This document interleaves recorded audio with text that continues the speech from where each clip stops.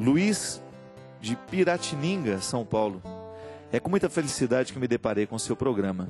Fiquei mais próximo de Deus e mudando a minha vida. Porém, não consigo conversar com Deus como um amigo, pois ainda temo a autoridade dele. Como se eu precisasse marcar dia e hora para um papo franco. Como fazer para ser de fato um amigo e confidente de Deus? Digo que apesar de não frequentar a igreja, há muito tempo procuro levar uma vida cristã e correta. Obrigado por tudo que você tem feito na minha vida. Ô Luiz, obrigado você pela partilha, pela oportunidade que eu tenho de fazer bem ao seu coração através do programa. Luiz, você tocou numa questão muito interessante. Durante muito tempo, a experiência religiosa, a compreensão de Deus, sobretudo no Antigo Testamento, está diretamente ligado a um Deus guerreiro. Está diretamente ligado a um Deus dos exércitos, aquele que está à frente, com todos os escudos, destruindo os inimigos, O povo de Israel faz um pouco essa experiência. Um pouco não, bastante, Essa experiência de um Deus tremendo. De um Deus que treme as bases por causa do medo que ele provoca. É um Deus guerreiro. E o Novo Testamento é o aperfeiçoamento desta visão. Este Deus guerreiro é visto de maneira amorosa.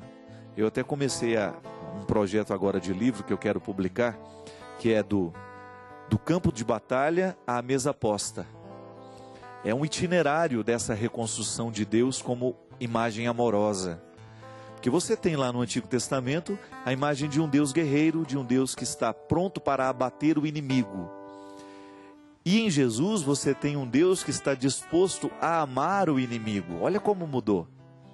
Então aquela visão de que Deus antes estava pronto para derrubar e derrotar o inimigo, agora está pronto para acolher. A mesa está posta e os miseráveis estão convidados para participar do banquete. Veja bem que no contexto do Antigo Testamento existe a força de um discurso segregando mesmo, julgando para fora.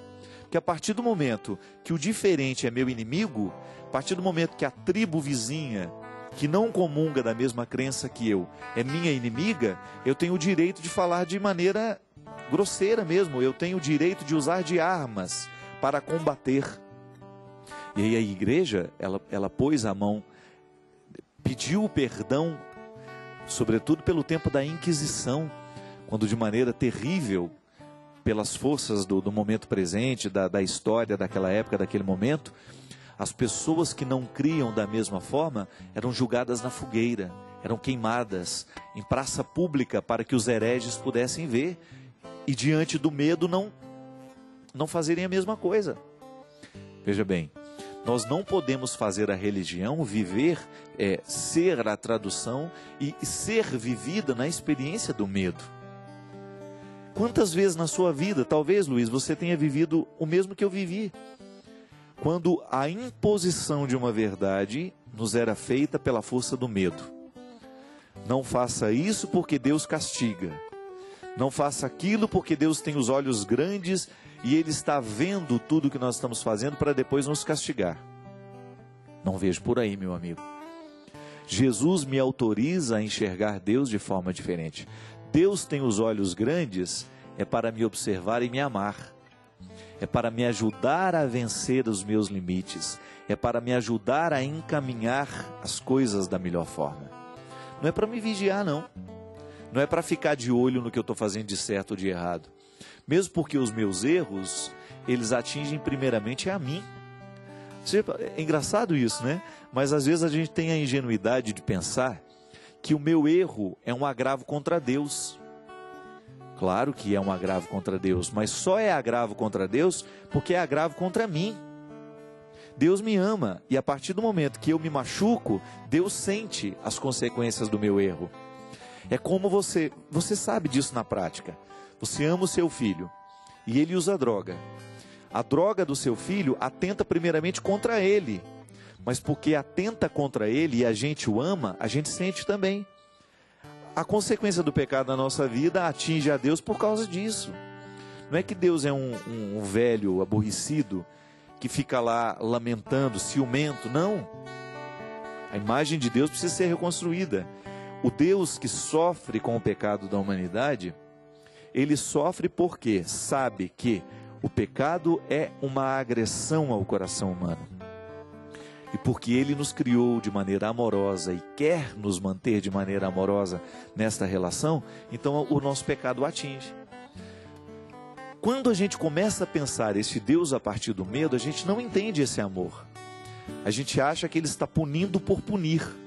A gente acha que Ele está fazendo a vigilância porque não quer a nossa felicidade. E é muito perigosa, minha gente, a experiência religiosa que está pautada na vigilância e no medo. Michel Foucault, um grande filósofo, dizia de maneira muito interessante, muito sábia, que a vigilância e a punição são mecanismos de controle. Quantas vezes na educação dos filhos a gente usa da vigilância e do poder, do medo, né? Só que tem o seguinte, a vigilância e o medo não nos educa.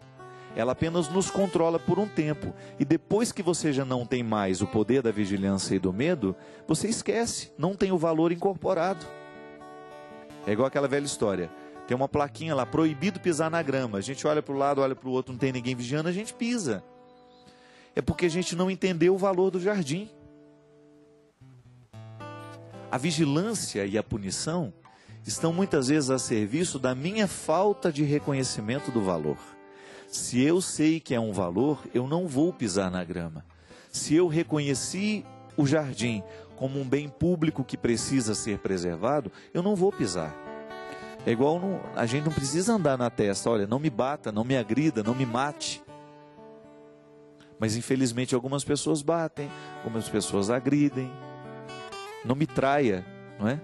A gente não precisa escrever isso. Agora, o outro, infelizmente eu estou na mão do outro. Quando eu saio da minha casa, eu estou dependendo do valor que o outro aprendeu ou não, de respeitar a minha vida. Eu saio e respeito a vida do outro, por quê? Minha mãe me ensinou esse valor, meu pai me ensinou esse valor. O meu caráter foi moldado para compreender o outro como um valor absoluto, que eu não posso banalizar. Agora, se eu não faço, se eu não vivo, é porque eu não descobri, eu não desdobrei o valor em atitude concreta. É muito interessante isso, minha gente. Olha como a religião repercute dentro de nós.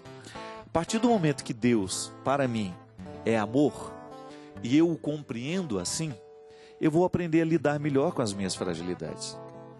Porque eu sei que Deus não está pronto para me punir, Ele está pronto para me corrigir. A correção, ela condensa o amor. Muitas vezes a punição não. Ser punido nem sempre condensa a experiência do amor. Muitas vezes eu não consigo viver e reconhecer no amor, na experiência do outro, naquilo que o outro está fazendo por mim, o seu amor. Por quê? Porque muitas vezes está uma dose exagerada de punição. Quando na verdade o amor é que me faz perceber que a atitude do outro é para o meu bem. É como você receber lá uma correção fraterna de alguém que não ama você. Receber uma correção fraterna que alguém que tem uma arma na mão é horrível. Que coloca na sua cabeça, né? Metáfora isso, não estou dizendo uma arma de verdade. Muda, faz isso, papapá. E se você não percebe que existe uma expressão amorosa naquilo, você não vai ouvir, você não vai dar atenção. Agora, quando você percebe que o conselho que você está recebendo está carregado de afeto, de interesse por você, aí é diferente. Você começa a abrir o ouvido, prestar atenção no que o outro está dizendo.